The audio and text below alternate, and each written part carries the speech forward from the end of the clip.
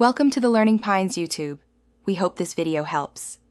You start by making sure you have the Realme phone unlocked and connected to the Wi-Fi network whose password you need. This gives permission to read network details. Once connected, open Settings and tap Wi-Fi or Connections so the active network appears.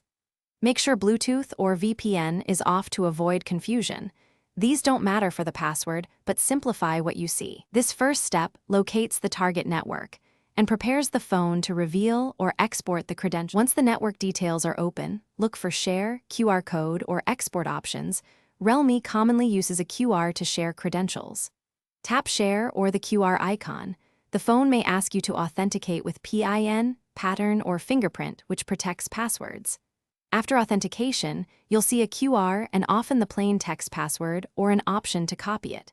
If only a QR appears, use another phone's camera or a QR reader to scan and read the password.